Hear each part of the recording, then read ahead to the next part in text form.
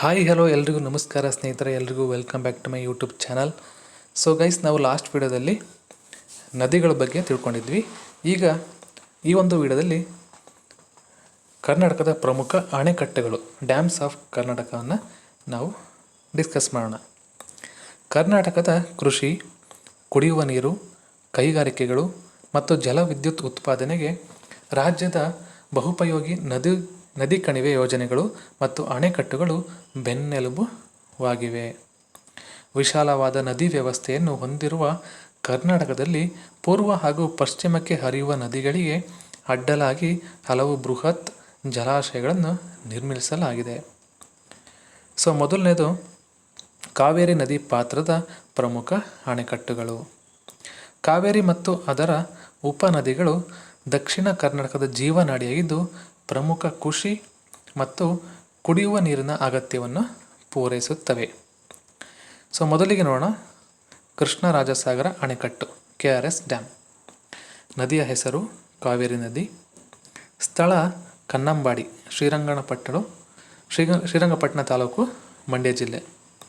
So ಇದರ ವಿಶೇಷತೆ, sir M ವಿಶ್ವೇಶ್ವರಯ್ಯನವರ ತಾಂತ್ರಿಕ ಮಾರ್ಗದರ್ಶನದಲ್ಲಿ ಹಾಗೂ ಮೈಸೂರಿನ ನಾಲ್ವಡಿ ಕೃಷ್ಣರಾಜ ಒಡೆಯರ್ ಅವರ ಆಳ್ವಿಕೆಯಲ್ಲಿ ಈ ಒಂದು ಅಣೆಕಟ್ಟು ನಿರ್ಮಾಣವಾಯಿತು. ಆಕರ್ಷಣೆ: ಅಣೆಕಟ್ಟೆಯ ಕೆಳಭಾಗದಲ್ಲಿ ಪ್ರಸಿದ್ಧ ಬೃಂದಾವನ ಉದ್ಯಾನವನ, ಬೃಂದಾವನ್ ಗಾರ್ಡನ್ಸ್ ಅಲ್ಲಿ ಕೂಡ ಇದೆ. ಸೊ ನೆಕ್ಸ್ಟು ಕಬಿನಿ ಅಣೆಕಟ್ಟು, ಇದು ಎರಡನೇದು. ಸೊ ನದಿಯ ಹೆಸರು ಕಪಿಲ ಅಥವಾ ಕಬಿನಿ ನದಿ, ಕಾವೇರಿಯ ಉಪನದಿಯಾಗಿರುತ್ತೆ.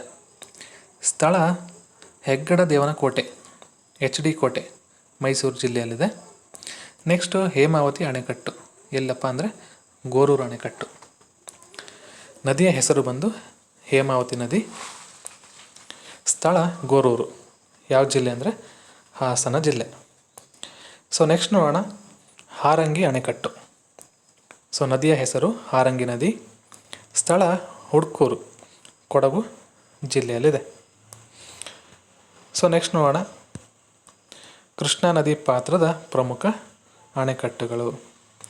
ಉತ್ತರ ಕರ್ನಾಟಕದ ವಿಶಾಲವಾದ ಬಯಲು ಸೀಮೆಗೆ ನೀರಾವರಿ ಒದಗಿಸುವಲ್ಲಿ ಕೃಷ್ಣಾ ನದಿ ಪಾತ್ರದ ಜಲಾಶಯಗಳು ಪ್ರಮುಖ ಪಾತ್ರವನ್ನು ವಹಿಸುತ್ತವೆ. ಮೊದಲನೇದಾಗಿ ಆಲ್ಮಟ್ಟಿ ಅಣೆಕಟ್ಟು, ಲಾಲ್ ಬಹದ್ದೂರ್ ಶಾಸ್ತ್ರಿ ಜಲಾಶಯ ಅಂತ ಕರಿತೀವಿ. ನದಿಯ ಹೆಸರು ಕೃಷ್ಣಾ ನದಿ. ಸ್ಥಳ ಆಲ್ಮಟ್ಟಿ, ನಿಡಗುಂದಿ ತಾಲೂಕು, ವಿಜಯಪುರ ಜಿಲ್ಲೆ.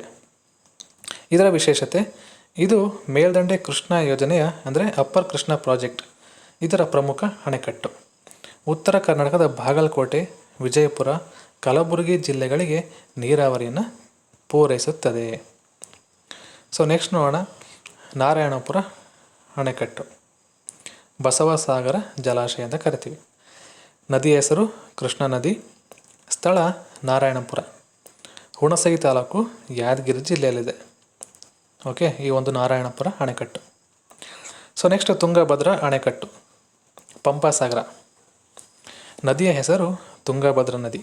ಕೃಷ್ಣಾದ ಪ್ರಮುಖ ಉಪನದಿ ಇದಾಗಿದೆ. ಸ್ಥಳ ಬಂದು ಹೊಸಪೇಟೆ, ವಿಜಯನಗರ ಜಿಲ್ಲೆಯಲ್ಲಿದೆ. ವಿಶೇಷತೆ, ಇದು ಕರ್ನಾಟಕ ಮತ್ತು ಆಂಧ್ರ ಪ್ರದೇಶ ರಾಜ್ಯಗಳ ಜಂಟಿ ಯೋಜನೆಯಾಗಿದೆ. ಓಕೆ, ಸೊ ನೆಕ್ಸ್ಟ್ ನೋಡೋಣ, ಭದ್ರಾ ಅಣೆಕಟ್ಟು, ಲಕ್ಕವಳ್ಳಿ ಅಣೆಕಟ್ಟು. ನದಿಯ ಹೆಸರು ಭದ್ರಾ ನದಿ. ಸ್ಥಳ ಲಕ್ಕವಳ್ಳಿ, ತರೀಕೆರೆ ತಾಲೂಕಿನಲ್ಲಿದೆ, ಚಿಕ್ಕಮಗಳೂರು ಜಿಲ್ಲೆ. ಲಕ್ಕವಳ್ಳಿ ಡ್ಯಾಮ್. ಸೊ ನೆಕ್ಸ್ಟ್ ನೋಡೋಣ, ಹಿಪ್ಪರಗಿ ಮತ್ತು ನವಿಲು ತೀರ್ಥ, ರೇಣುಕಾ ಸಾಗರ. ಸೊ ಇದು ಮಲಪ್ರಭಾ ನದಿ. ನವಿಲು ತೀರ್ಥ ಅಣೆಕಟ್ಟು, ಸವದತ್ತಿ, ಬೆಳಗಾವಿ ಜಿಲ್ಲೆಯಲ್ಲಿದೆ. ಘಟಪ್ರಭಾ ನದಿ. ಹಿಡಕಲ್ ಅಣೆಕಟ್ಟು, ರಾಜ ಲಕಮಗೌಡ ಜಲಾಶಯ, ಬೆಳಗಾವಿ ಜಿಲ್ಲೆಯಲ್ಲಿದೆ. ಈಗ ನಾವು ಎರಡನೇದು ಪಶ್ಚಿಮಕ್ಕೆ ಹರಿಯುವ ನದಿಗಳ ಅಣೆಕಟ್ಟುಗಳನ್ನ ನೋಡೋಣ. ಜಲವಿದ್ಯುತ್ ಯೋಜನೆಗಳು. ಪಶ್ಚಿಮಕ್ಕೆ ಹರಿಯುವ ನದಿಗಳು ವೇಗವಾಗಿ ಹರಿಯುವುದರಿಂದ ಇವುಗಳಿಗೆ ಅಡ್ಡಲಾಗಿ ನಿರ್ಮಿಸಲಾದ ಅಣೆಕಟ್ಟುಗಳನ್ನು ಮುಖ್ಯವಾಗಿ ಜಲವಿದ್ಯುತ್ ಉತ್ಪಾದನೆಗೆ ಬಳಸಲಾಗುತ್ತದೆ. ಮೊದಲನೇದು ಲಿಂಗನಮಕ್ಕಿ ಅಣೆಕಟ್ಟು. ಸೊ ಇದರ ನದಿ ಬಂದು ಶರಾವತಿ ನದಿ, ಸಾಗರ ತಾಲೂಕು, ಶಿವಮೊಗ್ಗ ಜಿಲ್ಲೆಯಲ್ಲಿದೆ. ಇದರ ಉದ್ದೇಶ ಶರಾವತಿ ಜಲವಿದ್ಯುತ್ ಯೋಜನೆಗೆ ಮುಖ್ಯ ಜಲಾಶಯ ಇದಾಗಿರುತ್ತೆ. ಮಹಾತ್ಮ ಗಾಂಧಿ ಜಲವಿದ್ಯುತ್ ಕೇಂದ್ರ ಅಂತ ಇದೆ. ಸೊ ನೆಕ್ಸ್ಟು ಸೂಪಾ ಅಣೆಕಟ್ಟು. ಈ ನದಿ ಕಾಳಿ ನದಿ, ಜೊಯ್ಡಾ ಉತ್ತರ ಕನ್ನಡ ಜಿಲ್ಲೆಯಲ್ಲಿದೆ. ಇದರ ಉದ್ದೇಶ ಕಾಳಿ ನದಿ ಜಲವಿದ್ಯುತ್ ಯೋಜನೆಯ ಪ್ರಮುಖ ಭಾಗ. ನೆಕ್ಸ್ಟ್ ಮಹಾತ್ಮ ಗಾಂಧಿ ಮತ್ತು ವಾರಾಹಿ ಯೋಜನೆಗಳು. ವಾರಾಹಿ ನದಿಗೆ ಮಾಣಿ ಅಣೆಕಟ್ಟು ನಿರ್ಮಿಸಿ ಜಲವಿದ್ಯುತ್ತನ್ನು ತಯಾರಿಸಲಾಗುತ್ತದೆ. ಈಗ ನೋಡೋಣ ಕರ್ನಾಟಕದ ಪ್ರಮುಖ ಅಣೆಕಟ್ಟುಗಳ ಸಂಕ್ಷಿಪ್ತ ಕೋಷ್ಟಕವನ್ನು. ಅಣೆಕಟ್ಟಿನ ಹೆಸರು, ಆಮೇಲೆ ನದಿ ನೋಡೋಣ, ಜಿಲ್ಲೆ, ಜಲಾಶಯದ ಹೆಸರು. ಮೊದಲನೇದಾಗಿ KRS ಕಾವೇರಿ ನದಿ, ಮಂಡ್ಯ ಜಿಲ್ಲೆ, ರಾಜಸಾಗರ ಜಲಾಶಯದ ಹೆಸರು. ಆಲ್ಮಟ್ಟಿ ಕೃಷ್ಣಾ ನದಿ, ವಿಜಯಪುರ ಜಿಲ್ಲೆ, ಲಾಲ್ ಬಹದ್ದೂರ್ ಶಾಸ್ತ್ರಿ ಜಲಾಶಯ. ಸೊ ತುಂಗಭದ್ರಾ ನದಿ, ವಿಜಯನಗರ ಜಿಲ್ಲೆ, ಪಂಪಸಾಗರ ಜಲಾಶಯ. ನಾರಾಯಣಪುರ ಕೃಷ್ಣಾ ನದಿ, ಯಾದಗಿರಿಯಲ್ಲಿ, ಸೊ ಬಸವ ಸಾಗರ.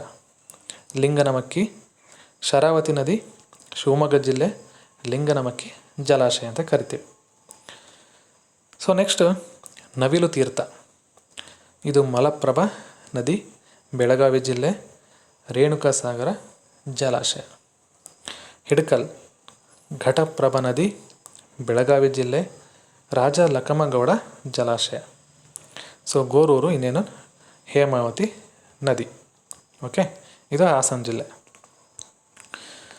ಸೊ ಸ್ನೇಹಿತರೆ, ನೋಡಿದ್ರಲ್ಲ, ಇಷ್ಟು ಈ ಒಂದು ವಿಡಿಯೋದಲ್ಲಿ ನಾವು ಕರ್ನಾಟಕದ ಪ್ರಮುಖ ಅಣೆಕಟ್ಟುಗಳು ಅಂದರೆ ಡ್ಯಾಮ್ಸ್ ಆಫ್ ಕರ್ನಾಟಕನ ನಾವು ಇವತ್ತು ಡಿಸ್ಕಸ್ ಮಾಡಿದ್ವಿ. ವಿಡಿಯೋ ಇಷ್ಟ ಇದ್ದರೆ ಲೈಕ್ ಮಾಡಿ, ಶೇರ್ ಮಾಡಿ, ಹಾಗೆ ಸಬ್ಸ್ಕ್ರೈಬ್ ಕೂಡ ಮಾಡಿ ಸ್ನೇಹಿತರೆ.